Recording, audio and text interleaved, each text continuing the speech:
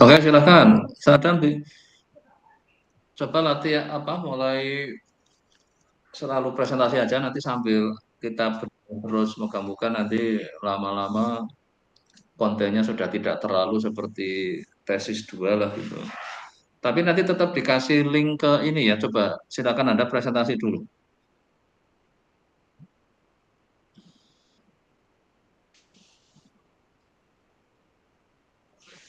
Halo, sadar ya sudah? Ya Pak.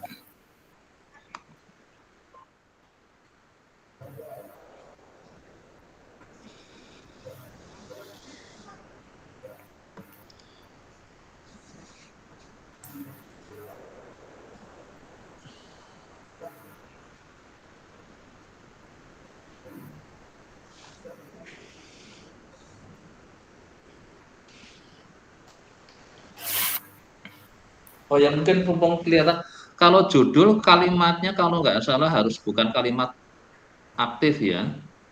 Ini meninjau, ini siapa yang meninjau nanti ini kan harus ada subjeknya nanti. Oh iya Pak. Nanti coba cari karena ya statistik pada model compounding risk serta meninjau lah ini kan. Jadi biasanya kalau untuk judul harus kalimat yang pasif gitu. Ya oke silakan nanti di sekalian digunakan lagi. Oke silakan presentasi dulu aja. Oke. Baik, selamat siang Pak Gunardi dan teman-teman sekalian. Jadi pada kesempatan ini saya akan mempresentasikan proposal tesis saya yang berjudul Inferensi Statistik pada Model Compounding Risk serta Cost Specific Hazard dan Multistate.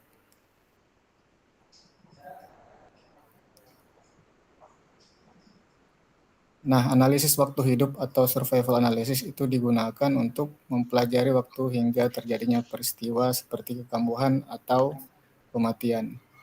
Nah, dalam konteks medis, pasien itu sering mengalami lebih dari satu jenis peristiwa akhir yang saling meniadakan, yang mana itu dikenal sebagai compounding risk. Salah satu contohnya yaitu adalah kanker kandung kemih yang memiliki tingkat kekambuhan tinggi meskipun telah dilakukan operasi pengangkatan tumor. Nah, menurut NCCN 2005, sekitar 50-70% pasien itu mengalami kekambuhan dalam 5 tahun. Kemudian dalam kekambuhan berulang itu meningkatkan risiko kematian dan menambah beban biaya medis. Itu menurut Kementerian Kesehatan Republik Indonesia. Nah, bagaimana perkembangan metode model compounding risk ini? Yaitu yang pertama dikembangkan sama Fix dan Neyman pada tahun 1951. Itu dia menunjukkan bahwa suatu individu dapat mengalami beberapa penyebab kegagalan yang saling bersaing. Nah, kemudian Gehans 1965 juga itu Kaplan-Meier itu dia membuktikan bahwa Kaplan-Meier itu terbukti bias kalau kita estimasi fungsi survivalnya pada model computing risk. Nah, karena kurang tepat memperlakukan kejadian lain sebagai data tersensor. Nah, kemudian muncullah Allen Johansen untuk mengatasi itu. Dia mengembangkan estimator transisi multistate yang memberikan estimasi chief yang tidak bias. Nah, keunggulannya itu baik dalam mengestimasi fungsi survival pada model compounding risk dan tanpa asumsi distribusi. Kekurangannya tidak menjelaskan pengaruh covariat dan tidak dapat melakukan prediksi jangka panjang. Nah, kemudian berkembang lagi ada cause specific hazard. Ini diformalkan dan diterapkan dengan model dari Carl Breivich dan Prentil pada tahun 1960. Nah, keunggulannya ini mampu mengidentifikasi covariat yang mempengaruhi risiko tiap penyebab. Kekurangannya sama, tidak memodelkan chief secara langsung dan tidak bisa untuk memprediksi jangka panjang. Nah, kemudian di dalam buku yang sama juga dan juga disempurnakan Pak Crowder 2001 itu dia menggunakan distribusi seperti eksponensial, Weibull, log normal, gamma, Nah, keunggulannya itu memberikan bentuk eksplisit hazard dan fungsi survival. Nah, sehingga prediksi jangka panjang itu lebih kuat. Tetapi ada kekurangannya, yaitu kalau kita memilih distribusi yang salah itu akan bias.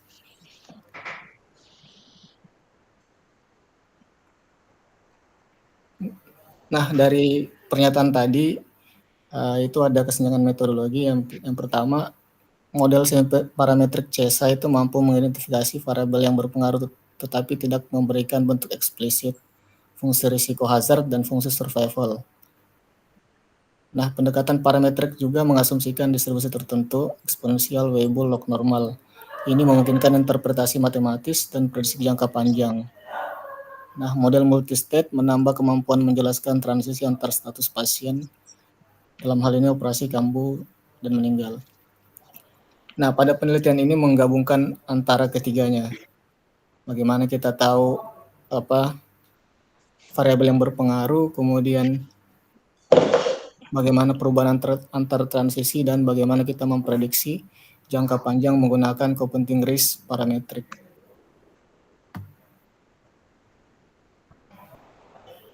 Rumusan masalah ada 3. Yang pertama, bagaimana memodelkan waktu terjadinya kejadian bersaing secara parametrik.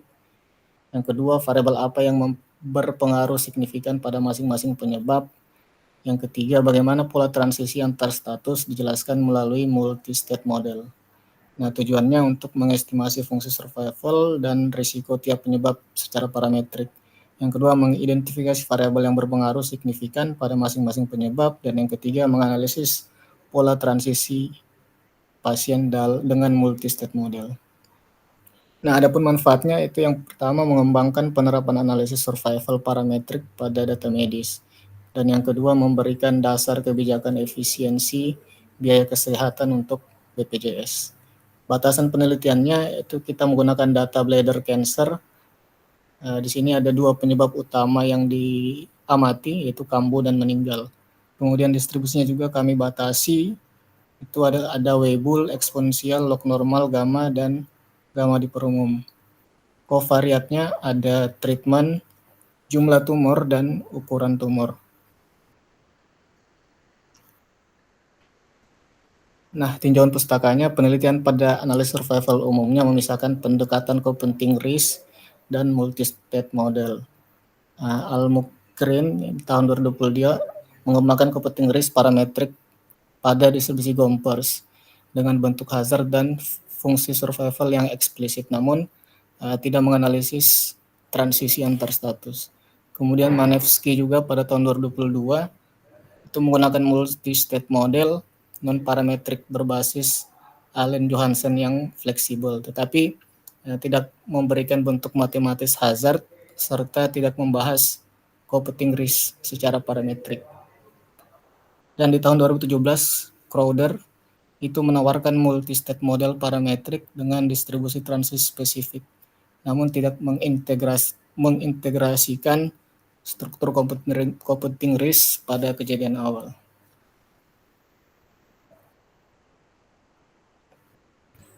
Dasar teorinya yang pertama, analisis waktu hidup, yaitu tujuannya untuk mempelajari waktu hingga suatu peristiwa terjadi dengan variabel acak T itu lebih besar dari 0. Adapun fungsi-fungsi dasarnya itu ada fungsi kumulatif, ada hazard, ada fungsi survival, ada fungsi hazard kumulatif.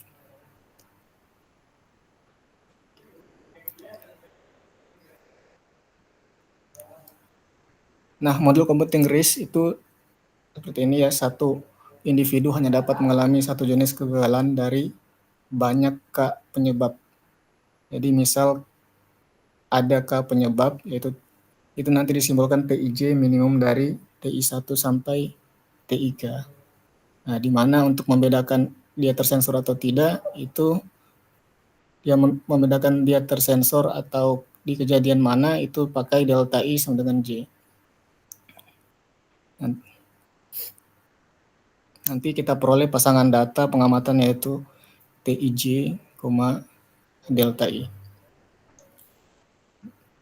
Nah, adapun fungsi survivalnya itu dianggap independen. Makanya nanti bisa jadi perkalikan antara fungsi survival tiap kejadian, tiap cause. Nah, untuk fungsi likelihood individunya seperti berikut.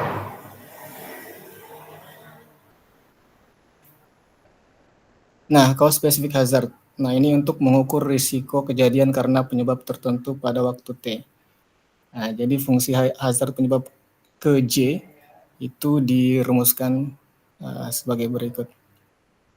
Nanti kita akan estimasi dengan partial likelihood atau Cox model per penyebab.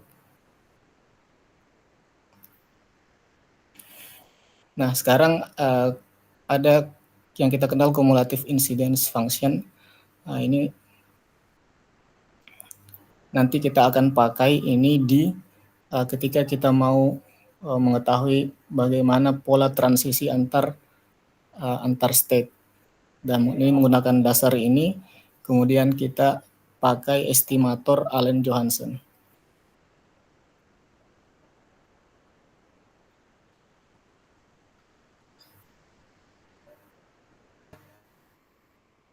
Nah, model multistate menggambarkan sistem di mana individu dapat berpindah antar status selama waktu pengamatan. Ini nanti ditransisikan sebagai ini dari state R ke S. Nah, nanti dirumuskan seperti ini. Kemudian menggunakan probabilitas transisi. Nah, dan ada namanya estimator Allen-Johansen. Nanti polanya berbentuk matriks. Jadi ada nanti kita dapat informasi peluang perubahan antar status.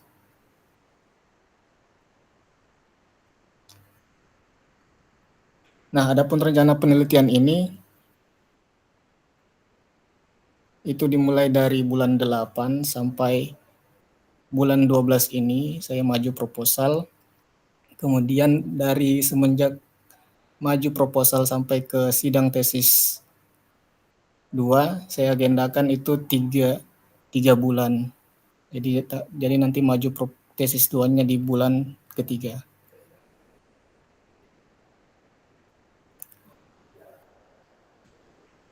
Nah, diagram alur perencanaan. Jadi yang pertama mencari data dan mempelajari teori, kemudian kita proses datanya, kita estimasi model computing risk, estimasi Allen-Johansen, estimasi cause specific hazard. Nah, khusus untuk estimasi model computing risk dan cause specific hazard itu kalau misalkan kita estimasi dan kita mendapatkan fungsi yang non-linear, kita akan menggunakan iterasi Newton-Raphson untuk mencari parameternya. Kemudian kalau kita nanti di estimasi model ini dan juga estimasi Allen-Johansen, estimasi cause specific hazard, nanti kita akan interpretasikan hasilnya di masing-masing langkah tersebut. Dan nanti di akhir saya akan lakukan simulasi hasil. Kemudian adapun yang sudah saya kerjakan sementara yaitu yang pertama di datanya ada sumbernya dari Kaggle, di mana ada variabel responnya itu yang waktu hingga kejadian, kemudian dibedakan statusnya itu kambuh, meninggal, dan tersensor, di mana ada 118 pasien, di mana kematian ada 17, kambuh ada 62, dan tersensor ada 39. Nah, di mana variabel covariatnya itu ada treatment, itu datanya kategorik, ya, itu adalah jenis pengobatan yang diterima. Kemudian number itu datanya continue, itu ada jumlah tumor yang terdeteksi. Kemudian size itu continue, ukuran tumor terbesar, ukuran tumor pada saat dioperasi.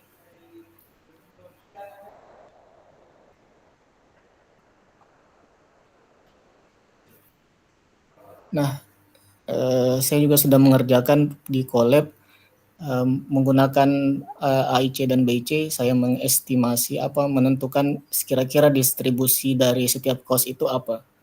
Nah, jadi saya dapatkan di cause 1 itu berdistribusi log normal dan kaos 2 itu atau kematian itu berdistribusi gamma. Kemudian saya uji goodness of fit kembali menggunakan parametric bootstrap KS test. Ternyata memang gagal tolak H0, kedua-duanya gagal tolak H0, artinya distribusi dari masing-masing kaos itu sudah benar. Nah, kemudian dari data yang saya punya, saya juga sudah bisa menggambarkan bagaimana pola transisi antar status.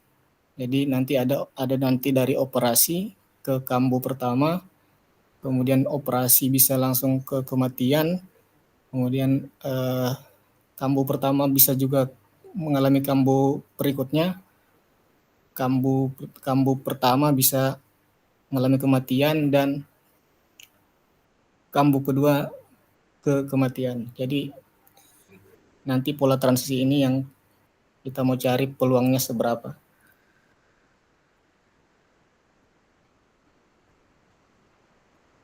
Ya, saya kira itu saja yang dapat saya sampaikan. Saya kembalikan.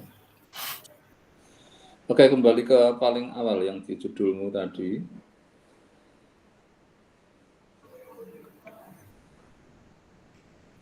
Jadi nanti ini ya, satu yang kata nanti kamu diinikan. Terus saya kira lebih baik Anda mulainya adalah dengan, katanya tadi kan model apa yang survival kurang, apa tadi Anda komentarnya? Yang ini, yang tadi awal, slide depannya. Analisis waktu hidup digunakan mempelajari waktu hingga terjadinya peristiwa seperti kekambuhan atau kematian. Nah, untuk di sini sebenarnya dari sisi akan lebih menarik Anda bukan bicara kekambuhan kematian dulu, tentang istilah competing risk-nya tadi, risiko berkompetisinya itu loh. Jadi selama ini fungsi survival yang dipelajari survival analisis ini sudah melibatkan itu belum. Nah ini kan Anda langsung mengarah ke konteks aplikasinya kan. Jadi sebenarnya risiko competing risk ini seperti apa itu? Jadi dalam konteks survival mungkin kita membutuhkan yang namanya keadaan di mana kita sebut sebagai competing risk. Nah nanti pada saat Anda mulai bicara kenapa competing risk dibutuhkan konteks survival, karena apa coba Anda tahu ini? Kenapa kok kita butuhkan model competing risk? Karena kalau dari penelitiannya Jihan, Pak, ini karena kurang tepat kalau kita mengestimasi fungsi survivalnya pakai Kaplan-Meier. Nah, kenapa Kaplan-Meier kok jadi terbukti bias dalam fungsi survival pada model competing risk? Karena ini fungsi kejadian lain itu dianggap tersensor kalau kita mencari fungsi survival kejadian yang lain. Enggak, makanya ini kata competing risk-nya ini kalau bisa, karena selama ini kalau di survival kan kita ngurusinya hanya yang namanya survival kan udah waktu hidup dan yang akhirnya tersensor kalau dia masih hidup gitu. Nah di sini kenapa kok disebut sebagai competing risk? Ini kemungkinan akan, karena ini kan istilah yang kemungkinan akan banyak akan ditanyakan kan itu.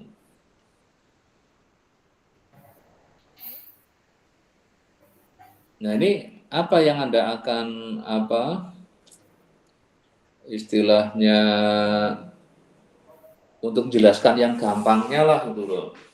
Kenapa di sini kalau Anda katakan hanya mengikuti dari ini katanya karena selama ini kalau kita bekerja dengan survival kan hanya dia mati atau tersensor gitu. Iya. Nah, kenapa untuk kasus di sini kok jadi komponen sebenarnya nambahkan apa di situ?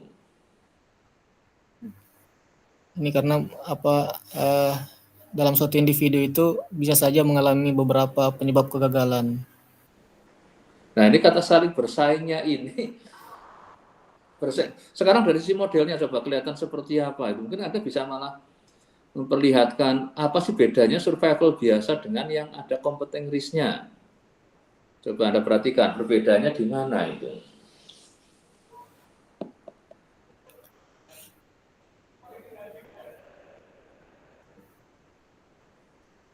Nah, coba Anda pahami ini jelaskannya gimana. Jadi intinya competing risk dengan yang model survival biasa bedanya di mana? Nah, itulah yang sebenarnya kalau Anda mulainya dari model survival seperti apa, terus fungsi likelihood-nya, terus kalau ada competing risk-nya bedanya apa? Coba Anda perhatikan bedanya yang mana dengan adanya competing risk itu. Oh ya.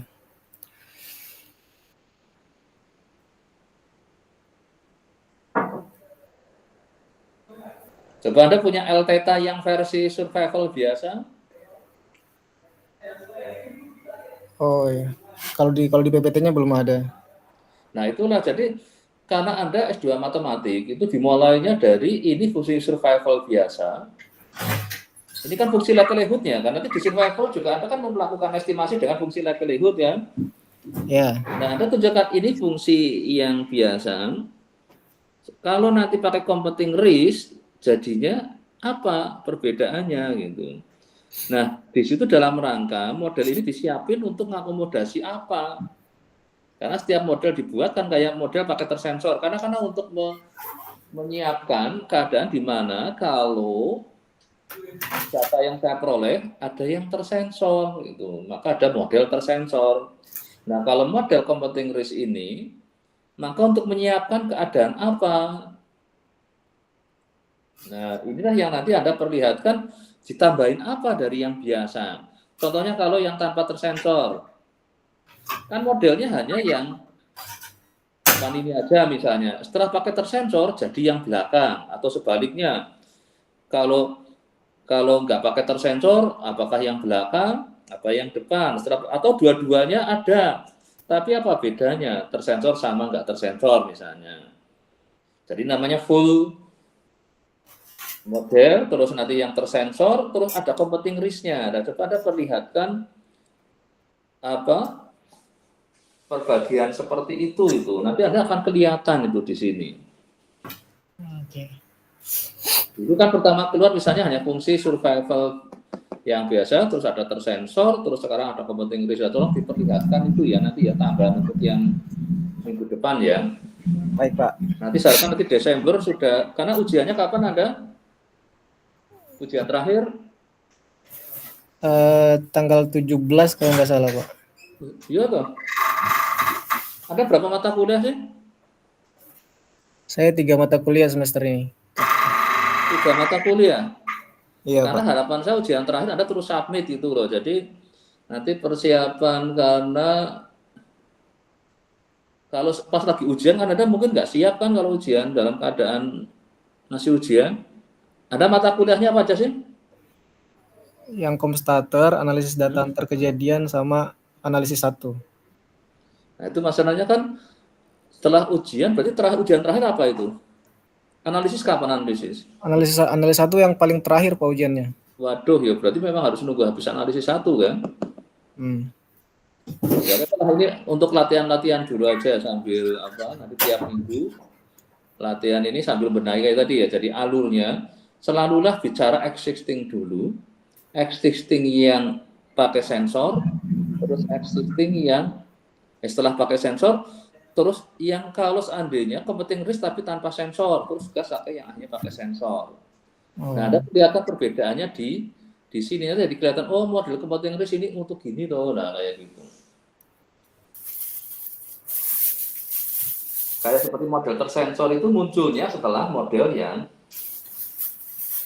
tanpa sensor itu kan kelihatan bedanya. Nah, nanti kamu coba itu ya di step by step itu kelihatan ya. Baik, Pak. Yang di proposal ini karena nanti yang di ujian proposal kan yang penting intinya di situ. Nanti hasil sementaranya Anda sudah mengerjakan itu. Walaupun nanti untuk contohnya kan Anda mengarah ke yang tadi ada kampus, ada tersensor. Tapi dari matematik modelnya dulu lah itu. Dari modelnya startlah dari kembali lagi fungsi survival yang biasa, estimasinya kan juga pakai likelihood misalnya, terus fungsi survival yang ada tersensornya, nanti metode estimasinya fungsi likelihoodnya, terus fungsi survival yang ada tersensornya dan ada competing risk-nya. Nah, itu kalau dimunculin itu akan kelihatan benang merahnya, oh ini tuh perlu ada kayak gini. Ya nanti dibuat ini ya, yang di bagian ini ya, jadi tambahan yang pas di konteks nanti kan yang hasil sementara teorinya Anda sudah menghasilkan mungkin ya model kompetensi sudah, estimasinya sudah kan Anda kan? Sudah Pak, sudah. Nah ya nanti bisa sudah, nanti estimasinya pakai metode apa gitu aja, walaupun nggak harus didetilkan di situ. Terus hasilnya datanya kan di model ada asumsi bahwa datamu sesuai asumsinya sudah sesuai dengan teorinya. Gitu.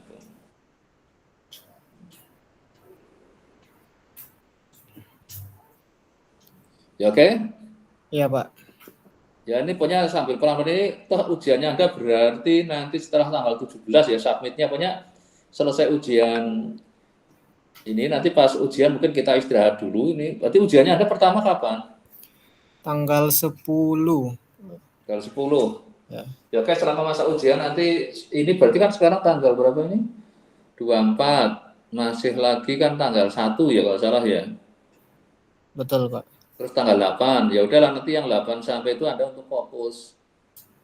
Terus nanti kan kita kuliah juga minggu depan kan. Nanti setelah itu mungkin sementara yang bikin kita stop, tapi nanti setelah ujian analisis berarti ada kemungkinan ujiannya di akhir Desember. Nah, moga-moga dapat penguji lah, ini tidaklah kok yo ujian terakhirnya 17, saya pikir ujiannya selesai di 17 itu hari apa ya? Oh, Rabu apa Kamis sih? Bentar Pak. Ya udah berarti nanti Anda latihan di nanti sampai 18-nya ujiannya nanti di minggu depannya lah itu. Ya oke lah saya kira bisa lah nanti saya targetnya tetap Desember ya untuk ujiannya. Ya secara ini sudah lumayan, udah nggak terlalu banyak hasil yang Anda keluarkan. Apa? Nanti sambil tapi tinggal benahi yang ini ya, survival, yang biasa, yang tersensor, terus sama yang competing risk itu. Perbedaannya terutama, karena ini menyangkut untuk apa kronologi. Nanti kan untuk yang biasa kan akan masuk ke dasar teori, yang ini akan masuk ke bab 3 besok di tesis 2-nya. Tapi di sini munculin ketiga-tiganya itu. Oh. Oke, sudah cukup? Sudah Pak. Sudah? Sudah Pak. Ya oke, sekarang Rasi sekali lagi harus ya, Pak. dulu ya, jangan langsung ke kasusnya. Kenapa? Jadi kita perlu model itu. Coba Rasi sekarang ada presentasi. Pak.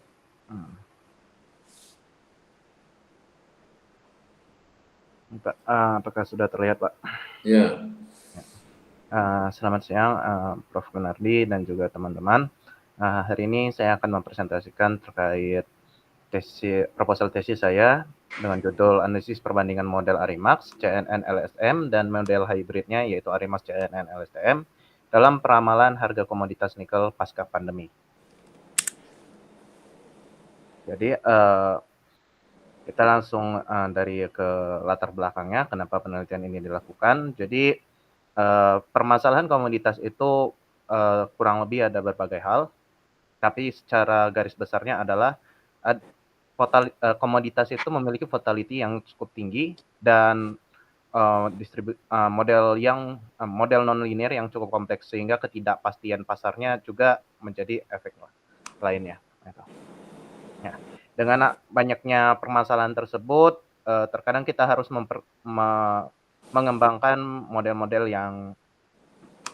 untuk permasalahan terkait keuangan itu, komoditas tersebut.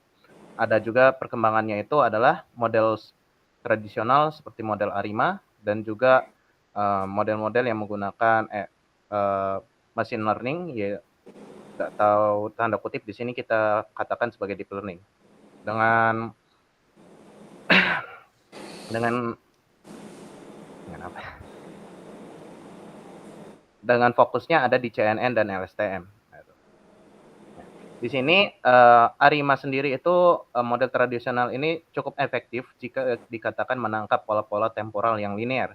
Sedangkan deep learning ini unggul dalam pola non-linear kompleks. Kita coba fokus dulu kepada model tradisional karena pengembangan deep learning ini sendiri adalah akibat keterbatasan dari beberapa model-model tradisional. Nah, kita fokus ke keterbatasan ARIMA, di mana ARIMA ini sangat terbatas dalam permasalahan tidak dapat mengintegrasikan variabel eksternal atau eksogen. Jadi tidak ada pengaruh variabel dari eksternal seperti variabel X dan lain-lainnya. Sehingga dikembangkanlah model baru yaitu model ARIMAX berdasarkan rujukan Box et al. Di 2015. Ini meningkatkan akurasi dengan faktor eksternal sehingga modelnya sedikit lebih baik dibandingkan model ARIMA dengan standarnya tadi ada faktor-faktor eksternal.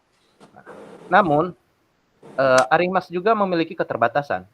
Keterbatasannya itu adalah dia tetap tidak dapat menangkap pola non-linear kompleks. Ya, jadi masih ada keterbatasan model ARIMAX ini. Nah, sehingga asumsi linearitasnya ini juga membatasi kemampuan prediksi dari ARIMAX. Dan terbatas dalam fatality clustering dan structural breaks. Sehingga kita membutuhkan komponen baru untuk membuat dia menutupi kelemahan-kelemahannya ini. Di sini kita menggunakan deep learning, di mana deep learning ini unggul dalam pola nonlinear kompleks. Sehingga dikatakanlah solusinya adalah model hybrid antara ARIMAX dan model standar dengan deep learning, yaitu ARIMAX, CNN, LSTM. Di mana komponennya nanti akan terdiri dengan komponen linear dan komponen non-linear. Di mana komponen linear ini adalah ARIMAX yang akan menangkap pola linear dan variabel eksogennya. Sedangkan non-linear ini akan menangkap pola non-linear dan dependensi temporal jangka panjang. Berdasarkan Srivastava dan teman-teman di tahun 2025,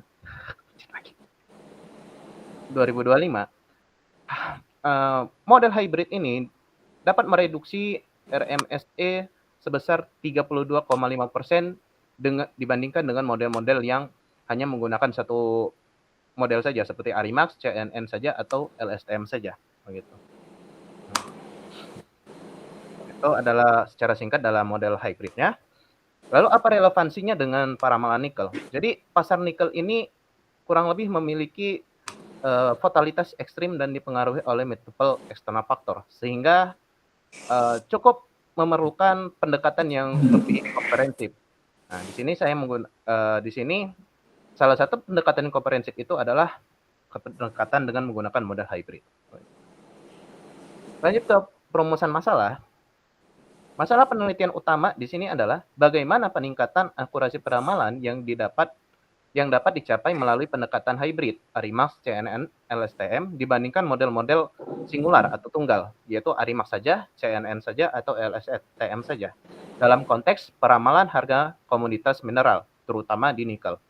Yang kedua adalah bagaimana performa model hybrid ini dalam menangkap fatality clustering, structural breaks, dan juga regime switchingnya, yang karakteristik dari komoditas nikel, serta bagaimana integrasi variabel eksogen dapat meningkatkan kemampuan prediksi ini sendiri. Jadi akan dibandingkan dengan penggunaan variabel X juga. Jadi dari rumusan masalah itu kita akan mendapatkan tujuan penelitian ini secara gamblang. Jadi tujuan penelitian ini adalah mengimplementasikan model hybrid ARIMAX, CNN, LSTM yang optimal untuk peramalan harga nikel dan komoditas mineral dengan mempertimbangkan karakteristik unik pasar komoditas, integrasi variabel eksogen yang relevan, dan yang kedua adalah mengevaluasi dan membandingkan performa model hybrid ini terhadap peramalan konvensional dan juga deep learning yang murni. Jadi fokusnya adalah akurasi prediksi dan kemampuan generalisasinya. Adapun manfaat dari penelitian ini adalah untuk mengidentifikasi pengembangan framework metodologis baru untuk evaluasi dan implementasi model hybrid dalam konteks peramalan finansial, lalu menampilkan perbandingan peramalan dari akurasi dan reliable untuk praktisi di industri komoditas financial market dan risk management. Lalu ketiga itu adalah kontribusinya terhadap efisiensi stability pasar komoditas melalui prediksi harga yang lebih akurat, serta pengayaan literatur di bidang finansial matematik, ekonometri, dan juga machine learning, khususnya dalam aplikasi hybrid model untuk time series forecasting. Gitu. Adapun berdasarkan penelitian-penelitian yang ada, di sini saya menggunakan tinjauan pustaka di penelitian terkini, yaitu dari Srivastava pada penelitian 2025, yaitu benchmarking komprehensif untuk cryptocurrency forecasting. Dia membandingkan model singular dengan model hybrid. Jadi integrasi multi-source-nya itu datanya adalah price data, indikator teknikal, dan Twitter statement. Gitu. Dengan metodologinya itu fokus pada integrasi data finansial dan media sosial dan menangkap kompleksitas dinamika harga cryptocurrency dengan pengaruh sentimen pasar dan kondisi makroekonomi global. Jadi ditemukan temuan utama dari penelitian ini adalah model hybrid ini memiliki RMSE terendah dibandingkan model-model yang lain, yaitu model hybrid Animax LSTM. Dia mereduksi 32,5% dibandingkan dengan model singular yang terbaik. Sehingga ini mengatakan model hybrid ini superior untuk memprediksi turning point dibandingkan model-model singular yang lainnya, sehingga efektif untuk menangkap volatility spike untuk risk management. Jadi kontribusi signifikannya ini adalah integrasi Twitter sentiment ini sebagai variabel eksogen meningkatkan akurasi. Harga cryptocurrency ini sangat responsif terhadap sentimen publik, serta sosial media dinamik ini berpengaruh terhadap peramalan dalam konteks cryptocurrency. Dengan relevansi untuk peramalan nikel di sini adalah framework ini kan terbukti untuk efektif untuk cryptocurrency, sehingga cryptocurrency juga memiliki karakteristik volatilitas yang tinggi dan juga multiple eksternal faktor yang cukup menyerupai komoditas, sehingga cukup mengadaptasi beberapa aspek di aspek di model ini dengan menyesuaikan terhadap komoditas mineral atau terutama di nikel. Sehingga di sini menjadi motivasi dalam pengimplementasian model hybrid Arimax CNN LSTM. Serta untuk sistematika penulisan di tesis ini terdiri dari penulisan bab 1, yaitu pendahuluan yang terdiri atas latar belakang sampai ke sistematika penulisan, dan bab 2 adalah dasar teori terkait tesis, bab 3 ada metodologi penelitian, dan bab 4 itu tentang hasil dan pembahasan, bab 5 tentang penutupan atau kesimpulan dari hasil penelitian yang ada. Kita masuk ke dasar teori. Jadi pada dasar teori ini saya menyampaikan beberapa hal terkait yang berkaitan dengan tesis, yaitu seperti teori deret waktu. Di sini deret waktu adalah serangkaian pengamatan mengambil dari Box et al. Di 2015 dengan karakteristik pentingnya itu adalah trend, seasonality, cycle pattern, dan juga irregular fluctuation. Di mana trend ini adalah pola perubahan jangka panjang, seasonality ini adalah pola berulang yang periodik, sedangkan cyclical pattern ini adalah fluktuasi yang tidak periodik, dan irregular ini adalah variasi yang cukup. Dalam teori deret waktu ada istilah tentang stasioner dan juga autokorelasi, di mana deret waktu dikatakan stasioner dalam arti lemah jika memenuhi rata-ratanya itu sama dengan mu, ekspektasi dari xt akan sama dengan mu untuk semua t, jadi dia terhadap waktu itu dia rata-ratanya tetap konstan dan variansinya cukup konstan, dan covariance-nya itu hanya bergantung pada lag-nya saja, atau dalam kata lain waktunya saja. Jika tidak stasioner, pada umumnya data komoditas itu tidak stasioner, jadi dibutuhkan yang namanya differencing, dengan di mana B adalah operator backshifting-nya itu. Ini adalah modelnya. Lalu ada juga fungsi autokorelasi, ini mengukur korelasi linear antara observasi pada waktu yang berbeda. Jadi di antara covariance dengan variasi dengan waktu yang berbeda, gitu. Jadi dihitung korelasi linearnya. Begitu.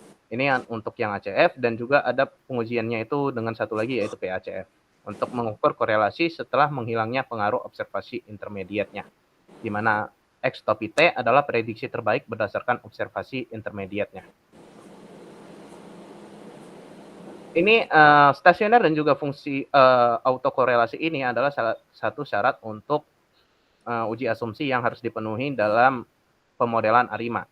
Setelah model uji asumsinya sudah dipenuhi, kita akan dapat memodelkan ARIMA, di mana komponen ARIMA itu ada 3, yaitu AR, MA, dan I. AR itu adalah autoregresif, MA itu adalah moving average-nya, sedangkan I itu adalah komponen integrated-nya. Jadi komponen integrated ini adalah seberapa banyak differencing dilakukan untuk mengatasi non-stasionaritas. Dengan model lengkap adalah sebagai berikut.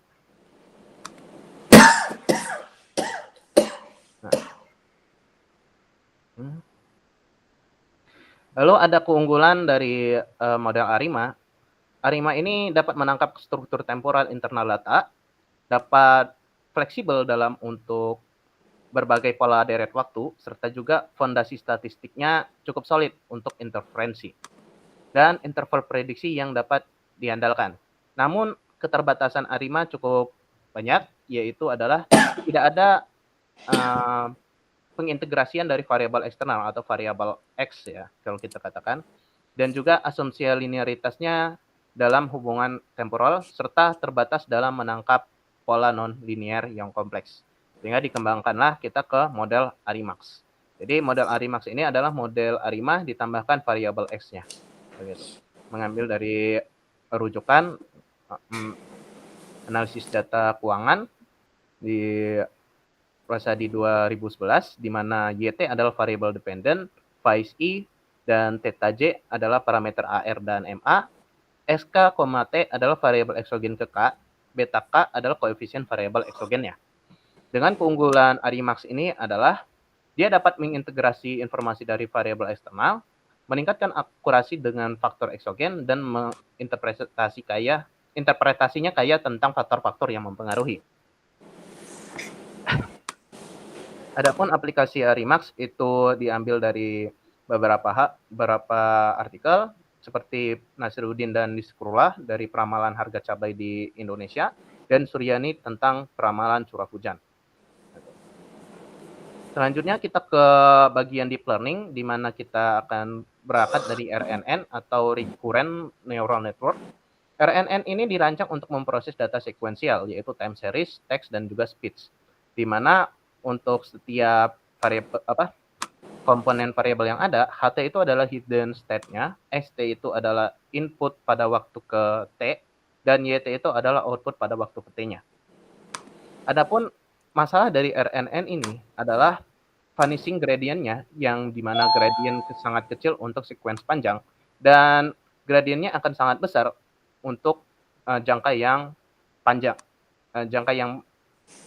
Gradientnya akan sangat besar gitu, exploding gradient atau gradient yang sangat besar, serta sulit belajar dari dependensi jangka panjang. Ini adalah visualisasi RNN yang kompak, dan ini yang untuk yang diperluas begitu. Nah, untuk menutup kelemahan dari RNN ini, dikembangkanlah berbagai model-model terkait deep learning. Salah satunya adalah LSTM, di mana LSTM ini adalah solusi untuk menghilangkan vanishing gradient-nya. Ini mengambil dari Horst-Reiter dan Schimmelhuber di 1997, di mana LSTM ini mengatasi beberapa masalah di RNN melalui cell state, dan juga gate mekanismenya. Dengan persamaan matematisnya adalah sebagai berikut. Dan arsitekturnya bisa dilihat, ini adalah arsitektur dari LSTM. Untuk keunggulan LSTM juga bisa dikatakan kalau LSTM ini dapat menangkap dependensi temporal jangka panjang. Dia selektif dalam mengikat dan melupakan informasi. Cell state-nya itu sebagai memori jangka panjang. Gradiennya dapat mengalir efektif dalam back propagation, dan superior performance-nya dalam sequence modeling. Dalam aplikasinya dalam time series sendiri itu bisa kita gunakan dalam financial forecasting, speed recognition, dan juga natural language processing.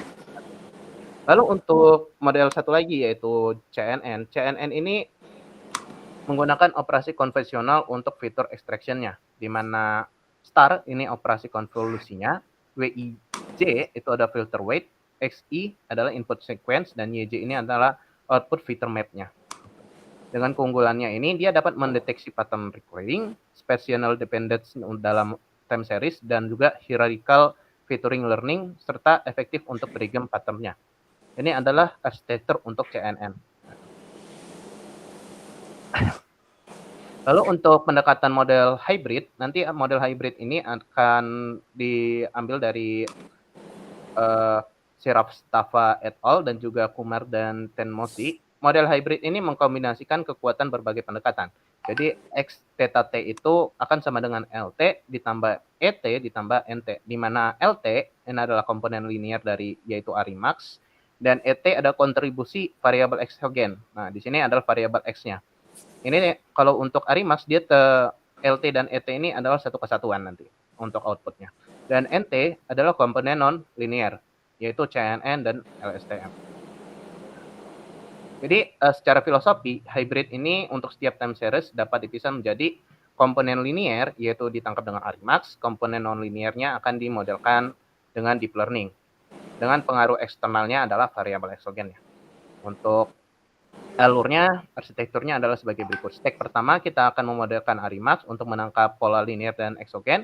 Step kedua, CNN untuk menangkap fitur extraction dari residual. LSTM ini akan menangkap dependensi temporal jangka panjang dari modeling fitur dari CNN. Setelah step keempat adalah prediksi finalnya. Jadi model linearnya digabung dengan model non-linearnya. Gitu. Untuk evaluasi kita menggunakan evaluasi umum yaitu MAE, RMSE, dan juga MAPE. Nah, dengan karakteristik metriknya, ini adalah interpretasi metriknya. Lanjut ke rancangan penelitian, jenis dan data dan sumber data. Data yang penelitian ini adalah data sekunder, dengan periodenya adalah September 2022 sampai September 2025. Jadi pasca pandemi COVID-19.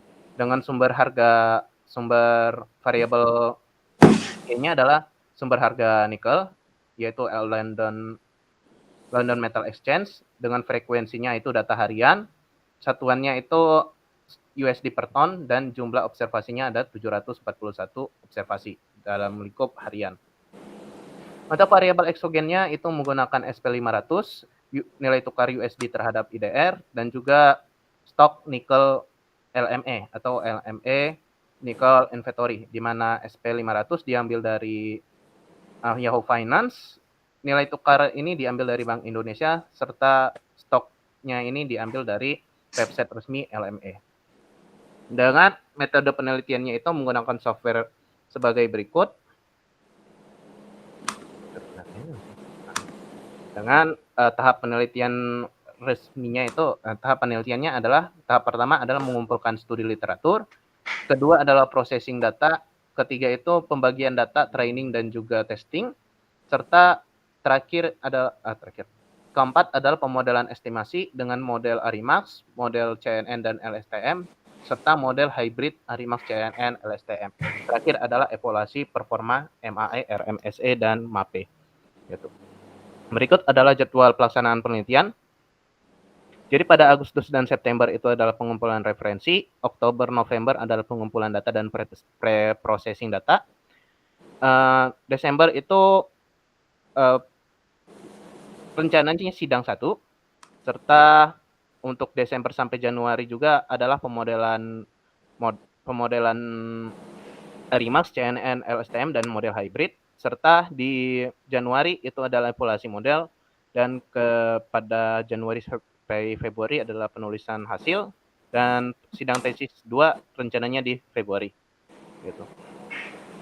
Untuk hasil sementara di bagian studi literatur diperoleh kalau model ARIMA ini adalah standar analisis deret waktu diambil dari Box Jenkins, serta untuk model Arimax ini mengambil penjelasan dari Naziruddin dan juga Suryani bahwasanya dia integrasi variabel eksogennya ini cukup meningkatkan akurasi. Dan untuk bagian deep learning ini saya mengambil dari Lichun et al. Dan Liviaris di tahun 2021 penelitiannya tentang CNN ini cukup efektif untuk feature extraction, serta untuk LSTM ini saya mengambil dari buku pengeluaran pertama yaitu Hostwriter dan Smith-Huber di 1997, dan juga satu lagi itu mengatakan kalau misalnya LSTM ini unggul dalam dependensi temporal. Untuk model hybrid saya mengambil beberapa rujukan yaitu dari Kumar dan Srivastava, Chang et al. Dan juga Sen et al. Dia mengatakan kalau misalnya model hybrid ini itu performanya cukup superior dalam kombinasi antara statistik klasik dengan deep learning gitu.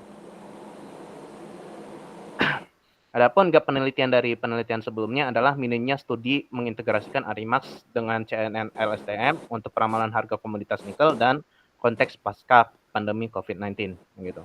Untuk dataset seperti yang saya katakan tadi, dia di periode September 2022 sampai 2025, jumlah observasi 741, data quality-nya itu tidak ada yang hilang, semuanya untuk semua variabel.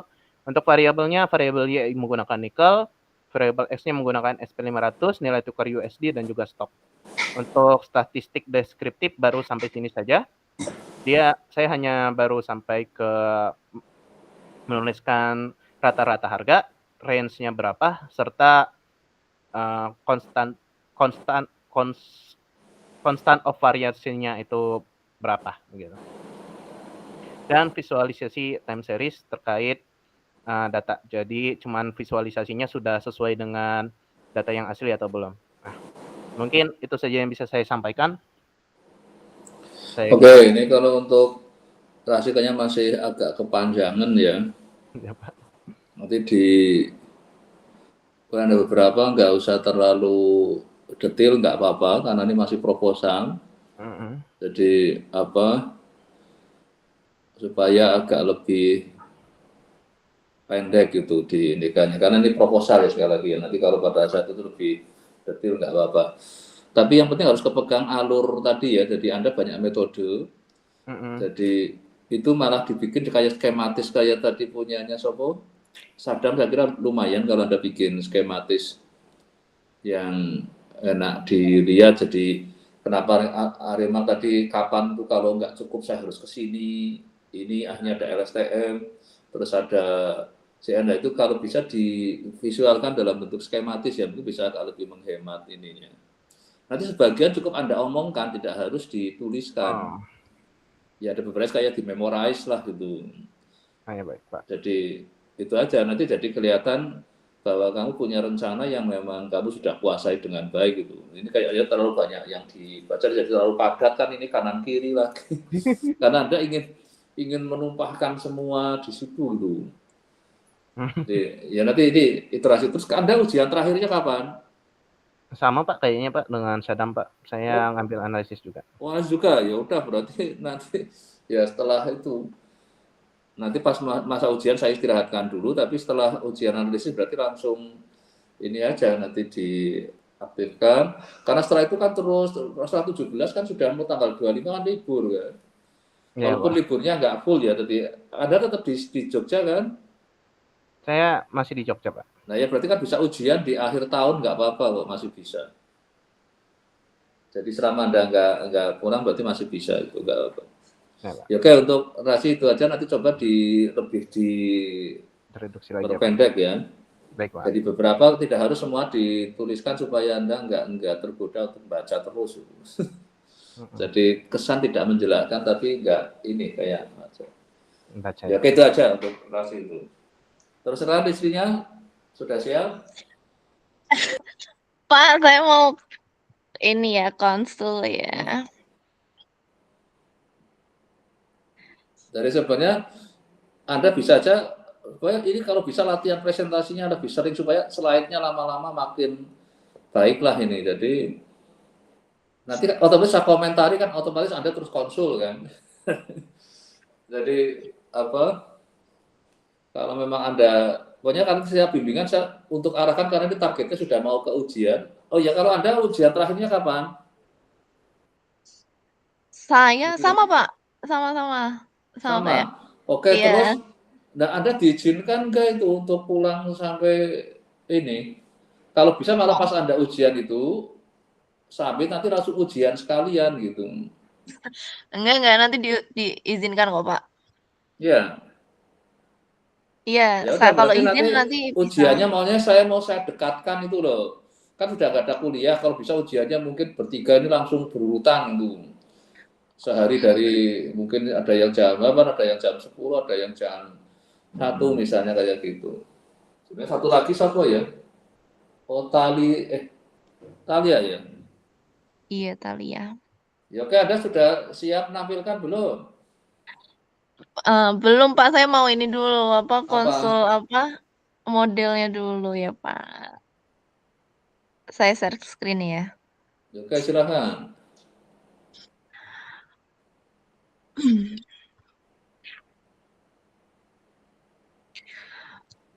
Pak, jadi belum buka lagi. Jadi saya itu kan punya data dari tahun 2022 sampai 2025 untuk sebentar saya buka dulu ya, Pak.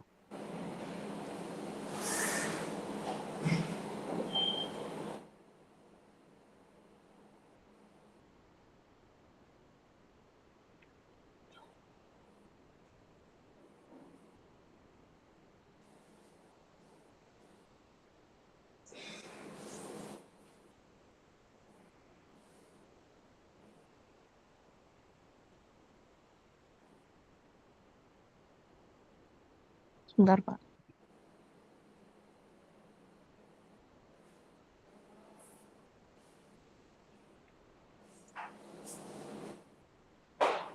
Jadi saya mau pakai ini, Pak, model regresi panel. Regresi logistik untuk data panel gitu. Ya kalau Anda memang di datanya ada unsur transaksionalnya, ada unsur time-nya ya, berarti Anda punya data panel kan. Nah, Iya, jadi pada kayak saat gini, Pak. nanti ya kan ada aspek waktu. Nah, ini sebetulnya ada aspek lokasi juga kalau Anda ditambahi GW bisa itu. Provinsi sih, Pak. Bisa Oh ya? iya, Ya. jadi nanti ininya untuk lokasinya menggunakan masing-masing provinsi. Kalau masing-masing provinsi punya kekhasan sendiri-sendiri gitu. Itu bisa, tapi ya oke kalau sementara data panel dulu dianggap satu ini dulu lah nanti, nggak apa-apa dicoba dulu. Nah, yang saya tahu itu kan kalau untuk variabel dependennya itu biasanya untuk regresi data panel itu kan dia ini ya continue ya, Pak, kayak indeks pembangunan Ya manusia, sebenarnya hampir indeks. di semua regresi itu Y-nya boleh mau discrete, mau continue boleh, cuma tinggal cari, karena kalau S2 kan yang penting cari teorinya, metodenya, karena yang sudah ada aja. Oh Kalau iya iya. S3 malah suruh create method kan. Maka hampir di semua sekarang sudah ada, kalau mau Y-nya mau apa, Oh iya. mau itu Iya, tinggal Pak. searching aja, Anda tinggal modal searching, nggak harus itu, bahwa Anda kata-kata tadi apa, harus continue. Ya kalau memang model yang Anda pakai yang memang harus continue ya berarti Anda terikat itu. Tapi sebenarnya kan untuk yang nggak continue ada. Karena sekarang hampir semua sudah lengkap itu. Peralatan-peralatan statistik itu. Tinggal Anda searching aja. Maka tadi yang penting setelah Anda punya data cari metodenya. Terus dapat paper sumber ininya metodenya tadi gitu. Ya kayak tadi si Sopo Sadam kan computing risk kata kuncinya. Nah, Anda kata kuncinya data panel untuk responnya misalnya discrete, mau kategorikal, apa ordinal. Nah, itu karena tadi ada unggul, ada itu namanya ordinal kan. Iya. Kalau Y-nya unggul berarti Anda tinggal ada searching aja metode analisis dari data panel untuk data respon ordinal gitu aja kan nanti Anda sudah dapat ini metodenya itu. Karena kalau memang nggak ada berarti jatahnya S3. Coba Anda ketikkan di googling atau di apa itu. Regresi data panel dan respon ordinal. Nah, gitu aja nanti sudah. Kalau memang belum ada berarti malah untuk S3 itu. Ada kayaknya, Pak. Nah ya Tadi apa, Mas? makanya kalau ada, terus Anda cari papernya, Anda mulai pelajari metodologinya, terus Anda mulai uji coba codingnya. Kayak tadi Razi kan sudah coba codingnya, terus Sadam sudah. Nanti dari situ akan lihat asumsinya apa aja, data Anda cocok enggak. Gitu. Iya, jadi untuk regresi pada data panel ini udah oke ya Pak, nanti tinggal cari ininya, Ya, teorinya teorinya. tadi. Terus untuk yang spasialnya, saya dengan spasial like variable SLX. Ya nggak apa, jadi makanya tadi berarti teorinya Anda punya, karena nanti untuk kepentingan codingnya Anda harus berdasar teori. Oh iya. Dan nanti belum tentu juga datamu cocok untuk teori yang Anda ambil itu. Karena mesti setiap model, setiap teori nanti minta ada asumsi kan. Nah itu apa? Jadi Anda merangkai ini, yang penting Anda dapat teorinya itu. Karena pokoknya kalau S2 kan teori yang sudah ada itu. Iya. Itu Iya aja. Pak, saya Jadi coba cari teorinya dulu. cari teorinya, terus mulai uji coba codingnya. Dan nanti kalau udah mantep kayak gitu, baru saya bolehkan ujian tesis 1. Kalau masih Oke. angan-angan semua, saya nggak berani. Nanti kayak yang ini, lama banget tesis 1 ke tesis 2 kok sampai 2 tahun kan. Yo. Saya nggak mau sekarang. Pokoknya harus jelas dulu gitu. Iya. Nah, kenapa tadi targetnya tesis 1 Desember, tesis 2 harus usahakan Februari gitu. Paling lambat ya Maret lah misalnya. Karena jangan lama-lama, kalau lama-lama jadi terus apa. Nah, makanya tadi harus jelas ya referensinya, nanti dibikin HRF-nya memang teorinya cocok enggak dengan untuk datamu itu. Mungkin di sana bidangnya lain ya. Yang di apa? Mungkin kayak tempatnya Sadam tentang ini Anda di bidang pendidikan. Saya yakin kalau di yang kuliah di pendidikan nggak mungkin pakai statistik yang agak tinggi kan, biasanya Anda di IKIP kan nggak pernah sampai yang kayak gitu kan. Iya. Jadi justru kalau nanti dari situ kelihatan ini, Anda kan meningkatkan metodenya sebenarnya di situ. Nah bisa juga untuk orang-orang di dunia pendidikan banyak yang nggak ngolah itu, malah banyak sekali datanya yang nggak diolah. Kayak Iya kan, betul Pak. saya tidak pernah diolah kok itu. Hanya tahu-tahu akreditasi ini strateginya apa, nggak pernah itu. Kita nggak pernah diolah kok datanya sini. Jadi Iya, oke Pak. saya nggak tahu siapa yang ngolah. Saya paling ya ada deskriptif. Kebanyakan senangnya kan kalau Iya. ngarang deskriptif. Iya, saya cari-cari tuh emang semuanya analisis deskriptif itu Pak. Deskriptif itu kan cuma digambar gini, coba ini loh, jadi ini, tapi nggak bisa mengait-ngaitkan antar variabel yang ada kalau deskriptif.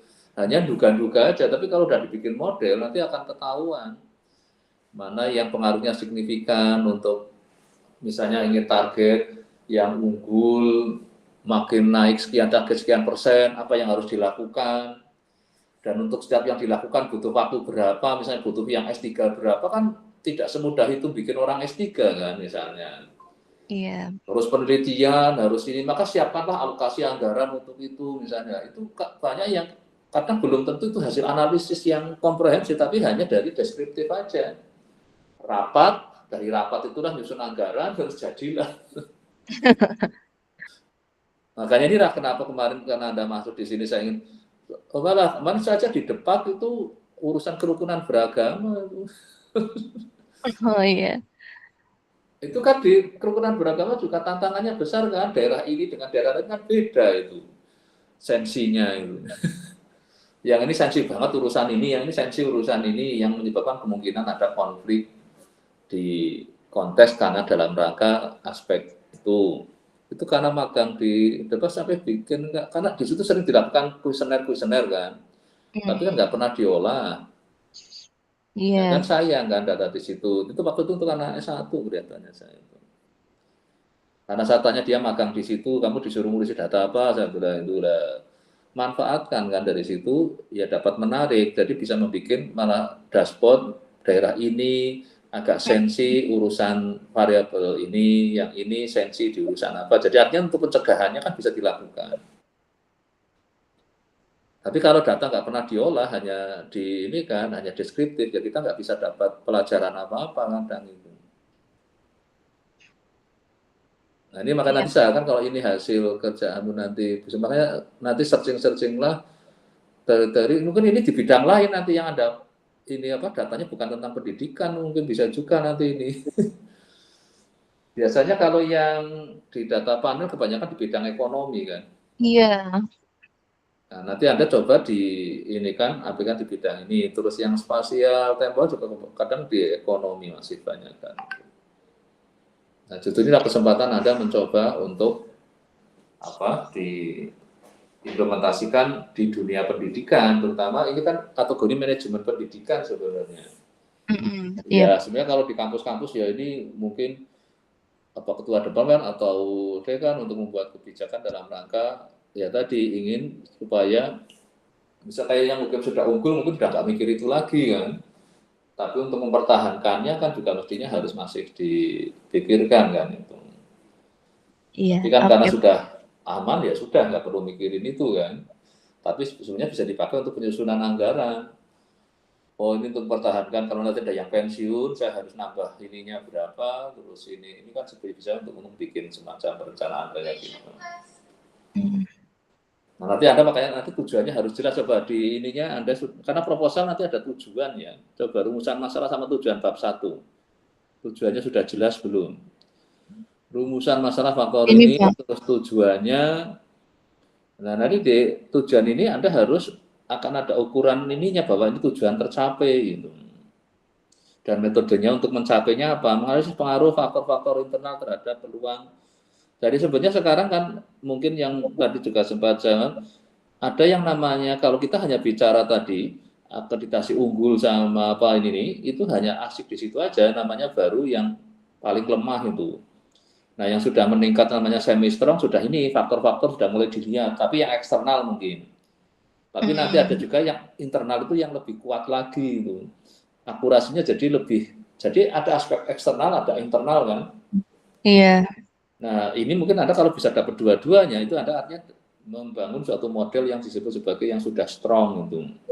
Kalau yang weak itu hanya asik ngurusi tadi gambar ini loh, unggul sekian persen, ini sekian persen, masing-masing daerah, tapi nggak ada mengaitkan yang lainnya. Kalau hanya mengaitkan aspek eksternal, berarti masih yang kategori semi strong. Kalau sudah melibatkan eksternal dan internal, berarti sudah jadi yang strong. Mungkin moga-moga jadi akurasinya naik lagi. Dan nanti dapat faktor-faktor yang signifikan. Kalau yang nggak signifikan, ya ngapain di ini kan misalnya. Iya. Nah itulah nanti yang saya harapkan coba Anda tinggal untuk metode mencapai tujuan inilah yang nanti Anda coba perlihatkan. Mau pakai tadi modelnya kan, yang mau dipakai itu misalnya. Tapi kalau bisa ada dasar teorinya lah, itu yang nanti akan ditaruh di bab 3 di tesisnya besok kan. Jadi nanti Anda nggak asal analisis sebenarnya yang dipakai regresi sederhana kan dia repot kan. Iya. Karena kemungkinan fenomenanya kan bisa juga nanti jadi bisa Anda ke non parametrik ini nggak harus parametrik kalau ternyata parametrik nggak cocok misalnya.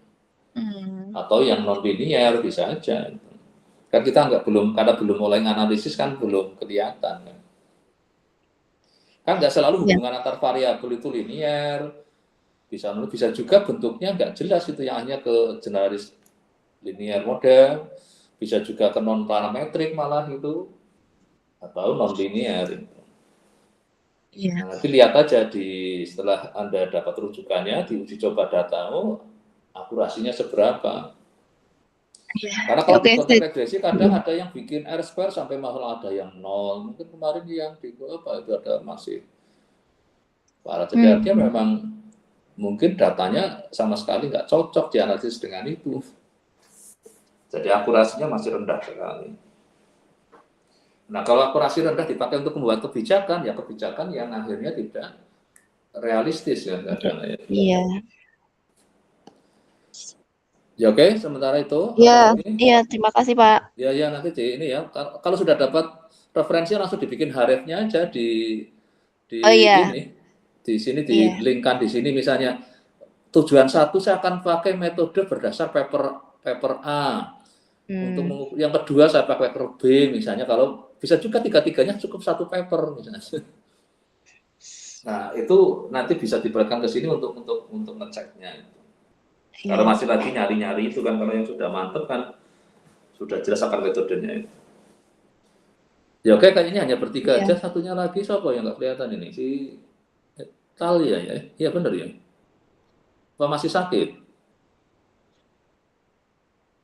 Nggak ada yang tahu ya? Kasih, Sadam tahu yang satunya lagi?